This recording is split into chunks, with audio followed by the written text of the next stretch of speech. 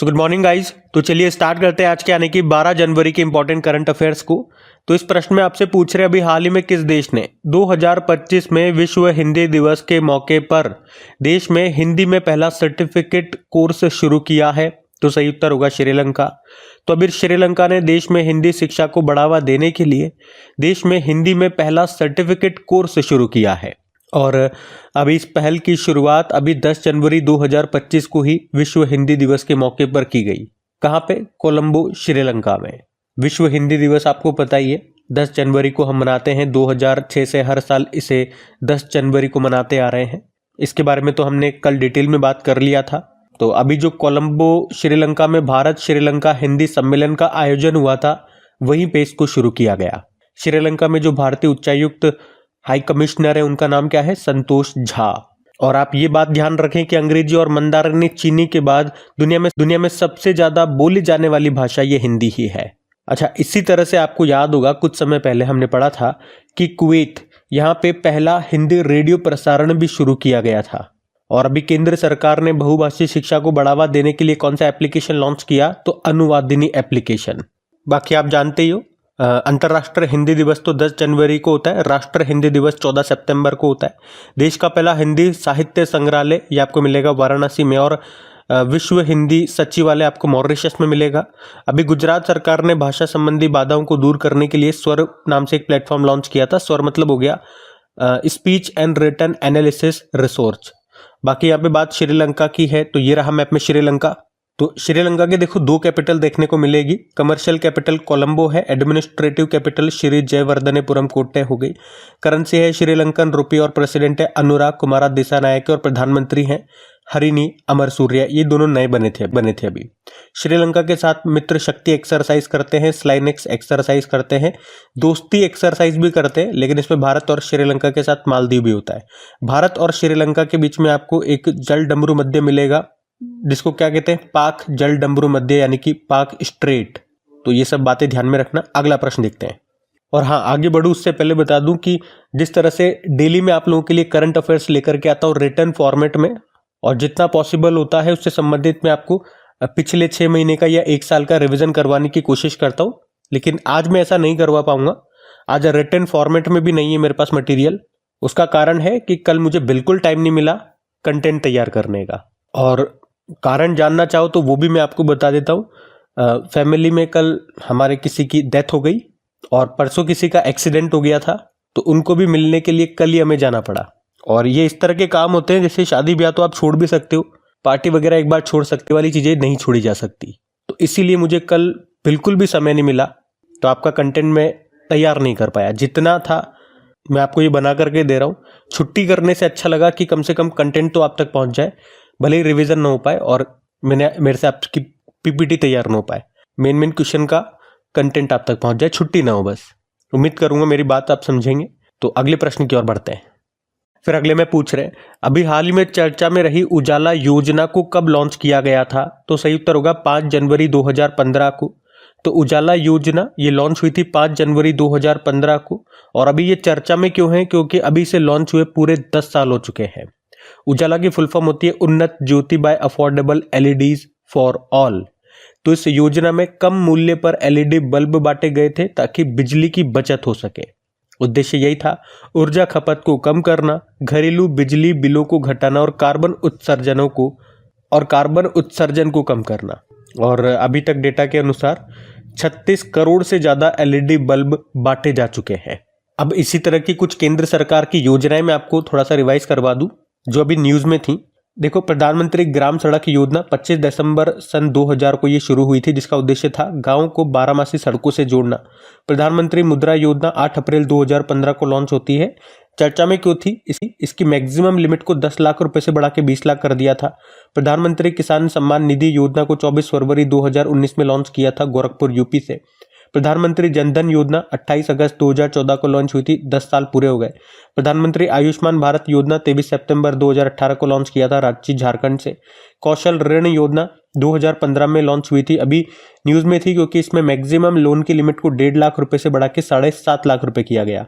प्रधानमंत्री किसान मानधन योजना 12 सितंबर 2019 को रांची से इसको लॉन्च किया था, 5 साल पूरे हो गए। स्वच्छ भारत अभियान की शुरुआत 2 अक्टूबर 2014 को हुई थी, 10 साल पूरे हो गए। और मेक इन इंडिया कार्यक्रम 25 सितंबर 2014 को ये लॉन्च हुई थी, 10 साल पूरे हो गए। और 25 महत्वपूर्ण क्षेत्रों पर इसमें ध्यान दिया गया था, ये प्रश्न एग्जाम में आया था, ध्यान रखना। एक स्टार्टअप इंडिया कार्यक्रम है, 16 जनवरी 2016 को लॉन्च हुआ। और एक स्टैंड अप इंडिया कार्यक्रम है, 5 अप्रैल 2016 को। प्रधानमंत्री जनजातीय आदिवासी न्याय महाअभियान, प्रधानमंत्री जनमन योजना जिसे हम कहते हैं, 15 नवंबर 2023 को ये लॉन्च हुआ था, अभी 1 साल इससे पूरा हो गया। तो ये कुछ इंपॉर्टेंट केंद्र सरकार की योजनाएं जो अभी न्यूज में थी, ध्यान में रखना। अच्छा, वैसे तो मैंने आपको बोला मैं आपको रिवीजन नहीं करवा पाऊंगा, जिस तरह से डेली कराता हूं भर भर के, थोड़ा बहुत जितना होगा वो तो मैं करवाई दूंगा, ठीक है। अगला देखते हैं अभी। फिर अगले में पूछ रहे हैं, अभी हाल ही में अमेरिकी पत्रिका ट्रैक एंड फील्ड न्यूज ने किस भाला फेंक खिलाड़ी को 2024 के सर्वश्रेष्ठ भाला फेंक एथलीट के रूप में नामित किया है? तो आंसर होगा नीरज चोपड़ा को।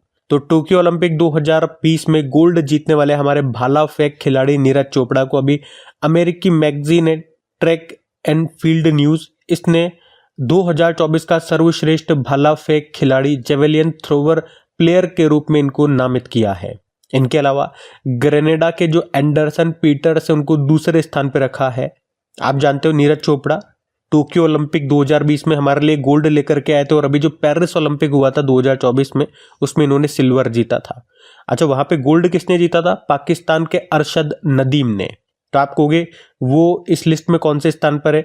तो इस मैगजीन ने अरशद नदीम को 6ठे स्थान पर रखा है। अब आप सोचोगे उन्होंने गोल्ड जीता, उनको 6ठे पे क्यों रखा? तो इन्होंने कहा कि 2024 में उन्होंने केवल 2 ही कॉम्पिटिशन में हिस्सा लिया था, जबकि नीरज चोपड़ा ने 6 कॉम्पिटिशन में हिस्सा लिया था, जिसमें 2 में तो वो विजेता रहे थे और बाकी 4 में उप विजेता रहे थे। तो इस हिसाब से जो भी इनका सिलेक्शन का तरीका था, उस हिसाब से नीरज चोपड़ा को इन्होंने पहले स्थान पर रखा है।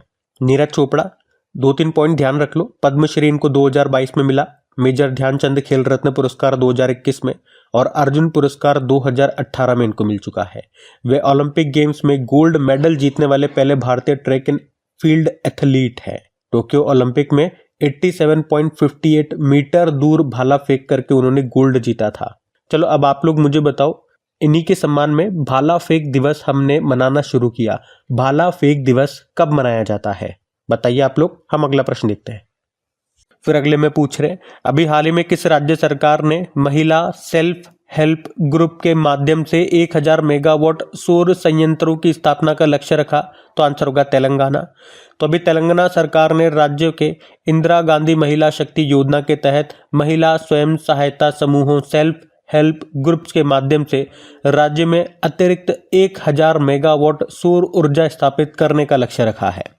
आपको बता दूं कि 2024 में तेलंगाना के जो मुख्यमंत्री हैं रेवंत रेड्डी, उन्होंने इंदिरा महिला शक्ति योजना शुरू की थी, जिसका उद्देश्य था महिला स्वयं समूहों यानी कि सेल्फ हेल्प ग्रुप्स के माध्यम से सहायता और कौशल प्रशिक्षण प्रदान करके राज्य की महिलाओं को उत्थान करना और सशक्तिकरण करना। अच्छा, इसी तरह से केंद्र सरकार की एक योजना आपको याद आएगी, प्रधानमंत्री कुसुम योजना। पहले तो प्रधानमंत्री कुसुम में कुसुम का फुल फॉर्म क्या होता है? प्रधानमंत्री किसान ऊर्जा सुरक्षा एवं उत्थान महाअभियान। याद रखना ये योजना कब शुरू होती है? मार्च 2019 में, जिसका उद्देश्य क्या था? किसानों को अपने खेतों में सोलर प्लांट लगाने के लिए प्रोत्साहित करना, उनकी सहायता करना, ताकि वो ट्यूबवेल या कुछ भी उनको कृषि उपकरण चलाना हो तो अपनी बिजली की जरूरत को वो खुद से पूरा कर सके। और इसमें कहा था कि किसान इसमें 2 मेगावाट तक के कैपेसिटी का सोलर प्लांट लगा सकते हैं। अब बात यहाँ पे देखो तेलंगाना की है, तो ये रहा मैप पे तेलंगाना। और तेलंगाना आप जानते हो ये आंध्र प्रदेश से अलग हुआ था 2 जून 2014 को। कैपिटल हैदराबाद होती है, मुख्यमंत्री है रेवंत रेड्डी, गवर्नर है जिष्णुदेव वर्मा। यहाँ का राजकीय पक्षी भारतीय रोलर हो गया, इंडियन रोलर। पशु है जिंका यानी कि एक हिरण है। वृक्ष है जम्मी चेट्टू। पुष्प है तांगेदू। और उत्सव सदर सम्मेलन, राजकीय उत्सव अभी इसे शामिल किया गया सदर सम्मेलन के रूप में। उसके अलावा कनुमा त्यौहार यहाँ मनाया जाता है। बथुकम्मा फेस्टिवल होता है जिसे फूलों का त्यौहार कहते हैं, एग्जाम में आया है अभी। बोनालू उत्सव हो गया, मेदराम जात्रा उत्सव हो गया। कुंभ के बाद दूसरा सबसे बड़ा मेला ये अलाई बलाई महोत्सव यहाँ मनाया गया। अभी इंडिया ट्रेवल अवार्ड्स में बेस्ट एयरपोर्ट का अवार्ड मिला था राजीव गांधी इंटरनेशनल एयरपोर्ट को, ये हैदराबाद में है। स्वास्थ्य मंत्रालय के अनुसार शवदाताओं के अंगदान में देश का शीर्ष राज्य रहा तेलंगाना। टाइम मैगजीन ने 2024 के विश्व के सबसे महान स्थानों की सूची जारी की थी, उसमें 3 भारतीय स्थान को शामिल किया गया। एक हैदराबाद में मनम चॉकलेट फैक्ट्री है, बाकी एक हिमाचल प्रदेश से और एक मुंबई से था। टीबी मुक्त नगर पालिकाओं के लिए स्वास्थ्य नगरम परियोजना शुरू हुई। यहाँ राजीव गांधी सिविल्स अभ्यस्तम योजना शुरू होती है। उत्तर पूर्वी राज्यों पर केंद्रित पहला भारतीय कला महोत्सव सिकंदराबाद में हुआ था, जिसका उद्घाटन किया प्रेसिडेंट द्रौपदी मुर्मू जी ने। नीति आयोग के महिला उद्यमिता चैप्टर में शामिल होने वाला पहला राज्य बना तेलंगाना, और जाति सर्वेक्षण शुरू करने वाला तीसरा राज्य ये तेलंगाना है, बिहार और आंध्र प्रदेश के बाद। रक्षा मंत्री जी ने तेलंगाना के विकाराबाद जिले के दामागुंडम वन क्षेत्र में नौसेना का दूसरा वेरी लो फ्रिक्वेंसी वाले रडार स्टेशन की आधारशिला रखी थी। और गुसाड़ी लोक नर्तक कनक राजू का निधन हो गया। वे राजगोंड जनजाति से बिलोंग करते थे, तेलंगाना से थे, ध्यान में रखना। अगला प्रश्न देखते हैं। फिर अगले में पूछ रहे, हाल ही में उत्तर प्रदेश के मुख्यमंत्री जी ने महाकुंभ 2025 के लिए किस नाम से FM चैनल लॉन्च किया? तो आंसर होगा कुंभवाणी। तो अभी प्रसार भारती ने महाकुंभ 2025 के लिए एक FM चैनल शुरू किया है जिसका नाम कुंभवाणी है, और इसका उद्घाटन किया उत्तर प्रदेश के मुख्यमंत्री योगी आदित्यनाथ ने। तो इस चैनल का उद्देश्य है महाकुंभ से जुड़ी हर जानकारी को लोगों तक पहुंचाना। ये कुंभवाणी जो FM चैनल है ये 10 जनवरी को अभी शुरू हुआ, 26 फरवरी तक ये रहेगा। रोजाना सुबह यहाँ पे 5:55 पर ये FM चैनल शुरू होगा और रात 10 बजे तक ये प्रसारित होता रहेगा। आपको पता है उत्तर प्रदेश में प्रयागराज के महाकुंभ मेला क्षेत्र को अभी नया जिला घोषित किया 76 नंबर का। और कुंभ जो है यूनेस्को ने 2017 में कुंभ को मानवता की अमूर्त सांस्कृतिक विरासत की सूची में इसको शामिल किया था। और कुंभ आपको जानते ही हो भारत में 4 स्थानों पे लगता है हर 12 साल में, प्रयागराज, हरिद्वार, उज्जैन और नासिक। और प्रसारण से याद आएगा, राष्ट्रीय प्रसारण दिवस होता है, नेशनल ब्रॉडकास्टिंग डे, वो कब होता है? 23 जुलाई को, ये भी ध्यान में रखना। अगला प्रश्न देखते हैं। फिर अगले में पूछ रहे, अभी हाल ही में नई दिल्ली में राष्ट्रीय जैविक उत्पादन कार्यक्रम के 8वें संस्करण का उद्घाटन किसने किया? तो आंसर होगा पीयूष गोयल ने। तो अभी केंद्रीय वाणिज्य एवं उद्योग मंत्री हैं पीयूष गोयल। अभी उन्होंने नई दिल्ली में राष्ट्रीय जैविक उत्पादन कार्यक्रम के 8वें संस्करण का उद्घाटन किया है। उन्होंने बताया कि अभी हमारा जो ऑर्गेनिक प्रोडक्ट का जो निर्यात है, जो एक्सपोर्ट है, वो 5 से 6 हजार करोड़ रुपए का है, और अगले 3 साल में हम आसानी से 20,000 करोड़ रुपए का निर्यात कर पाएंगे, जो भी ऑर्गेनिक प्रोडक्ट्स होते, उत्पाद होते उनका। अच्छा, इसी तरह से national programme for organic production को भी ध्यान में रखो, जिसकी शुरुआत हुई थी 2001 में, जिसका उद्देश्य क्या है? ऑर्गेनिक फार्मिंग के विकास को बढ़ावा देना। ये कार्यक्रम भारत में ऑर्गेनिक फार्मिंग को प्रमोट करने, सर्टिफिकेशन ऑफ ऑर्गेनिक प्रोडक्ट्स और सर्टिफाइड ऑर्गेनिक प्रोडक्ट्स के मार्केटिंग को सिंपल और इफेक्टिव बनाने के लिए इसे तैयार किया गया था। आप जानते हो भारत का पहला 100% ऑर्गेनिक स्टेट सिक्किम है, और पहला ऑर्गेनिक यूनियन टेरिटरी केंद्र शासित प्रदेश लक्षद्वीप है। और अभी कुछ दिन पहले ही पढ़ा था, भारत का पहला ऑर्गेनिक फिशरीज क्लस्टर ये कहाँ पे लॉन्च हुआ? सिक्किम में ही। तो ध्यान रखना ये सब। अगला प्रश्न देखते हैं। फिर अगले में पूछ रहे हैं कि जनवरी 2025 में केंद्र सरकार ने किसे आधिकारिक रूप से शास्त्रीय भाषा का दर्जा दिया? तो आंसर होगा मराठी। तो अभी 8 जनवरी को सरकारी संकल्प जारी होने के बाद मराठी भाषा को ऑफिशियली क्लासिकल लैंग्वेज का दर्जा मिल चुका है। आपको याद होगा पिछले साल अक्टूबर के महीने में भारत सरकार ने 5 भाषाओं को क्लासिकल लैंग्वेज बनाने की मंजूरी दे दी थी, और वो 5 कौन कौन सी थी भाषाएं? मराठी, पाली, प्राकृत, बंगाली और असमिया। और इन 5 में से अभी मराठी के लिए ऑफिशियल नोटिफिकेशन जारी हो चुका है। वैसे ऑलरेडी हमारी जो 6 क्लासिकल लैंग्वेजेस हैं वो कौन कौन सी हैं? सबसे पहली कौन सी थी? ऐसे ही प्रश्न आता है, सबसे पहली कौन सी थी? तमिल थी, 2004 में उसे दर्जा मिला था। उसके बाद संस्कृत बनी थी 2005 में, फिर तेलुगु कन्नड़ 2008 में, मलयालम 2013 में, और फिर आखिरी बनी थी उड़िया 2014 में। और पिछले साल 5 को मंजूरी मिल गई। वो 5 ये वाली है, मराठी, पाली, प्राकृत, बंगाली और असमिया। और अभी इनमें से किसका ऑफिशियल नोटिफिकेशन जारी हो गया? तो मराठी का। तो ध्यान रखना ये। अगला प्रश्न देखते हैं। फिर अगले में पूछ रहे हैं कि जीनोम इंडिया प्रोजेक्ट के तहत कितने भारतीयों का जीनोम सीक्वेंस युक्त डेटा भारतीय जैविक डेटा केंद्र में उपलब्ध है? तो आंसर होगा 10,000। तो देश में 10,000 जीनोम्स का बायो बैंक लॉन्च किया गया है। हमारे जो साइंस एंड टेक्नोलॉजी मिनिस्टर है जितेंद्र सिंह, अभी उन्होंने ही ये डेटा जारी किया है। और इसके तहत देश भर के 20 संस्थानों को चुना गया है जिन्होंने 83 अलग अलग जनसंख्या समूहों से 20,000 से अधिक नमूने जुटाए हैं और इनमें से 10,074 जीनोम का विश्लेषण कर बायो बैंक तैयार किया गया है। आपको बता दूं, जनवरी 2020 में डिपार्टमेंट ऑफ बायोटेक्नोलॉजी की अगुवाई में जीनोम इंडिया प्रोजेक्ट शुरू किया गया था, जिसका उद्देश्य क्या था? भारतीयों के जेनेटिक स्ट्रक्चर को समझना और गंभीर बीमारियों के इलाज के लिए सटीक दवाएं विकसित करना। और ये ध्यान रखना, जीनोम डेटा कलेक्शन करने वाला भारत ये दुनिया का चौथा देश है, तो ये ध्यान रखना। अगला प्रश्न देखते हैं। फिर अगले में पूछ रहे, हाल ही में तमीम इकबाल ने अंतर्राष्ट्रीय क्रिकेट से संन्यास ले लिया है, वे किस देश के खिलाड़ी हैं? तो आंसर होगा बांग्लादेश। तो बांग्लादेश के क्रिकेट प्लेयर है तमीम इकबाल, और अभी उन्होंने दूसरी बार अंतर्राष्ट्रीय क्रिकेट से संन्यास की घोषणा कर दी है।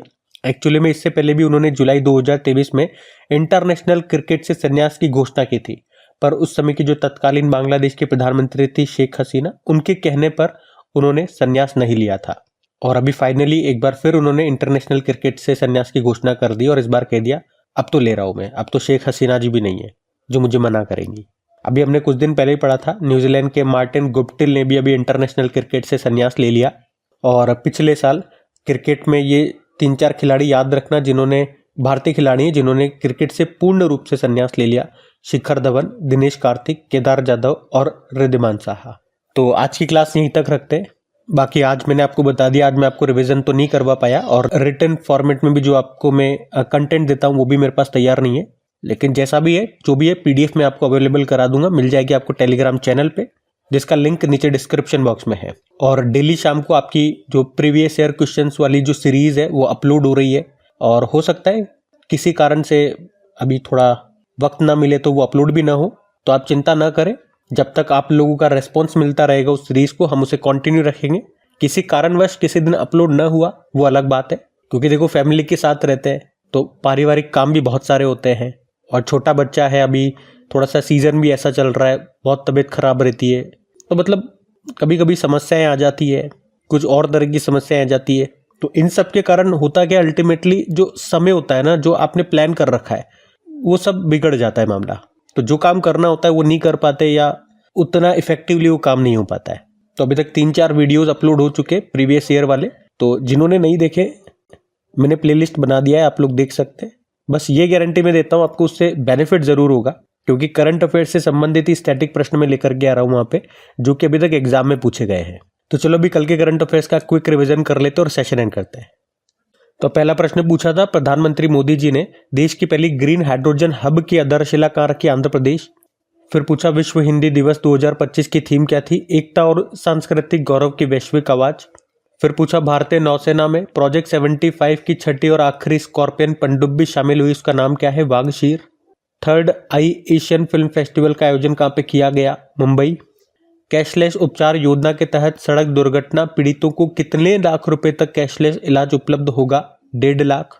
लेबनान देश के नए राष्ट्रपति बन गए जोसेफ ऑन। और किस देश में माउंट इबू ज्वालामुखी में विस्फोट हुआ? इंडोनेशिया।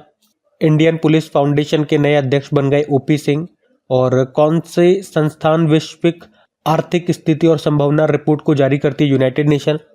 और प्रीतिश नंदी का निधन हो गया, वे क्या थे? फिल्म मेकर थे। चलो कल का भी होमवर्क प्रश्न देखते हैं और सेशन एंड करते हैं। तो कल के वीडियो में पूछा था, सूचना के अधिकार संग्रहालय की आधारशिला कहाँ पे रखी गई? तो आंसर होगा राजस्थान में। आप सभी ने प्रश्न का बिल्कुल सही उत्तर दिया। अब ये आज का आपका होमवर्क प्रश्न।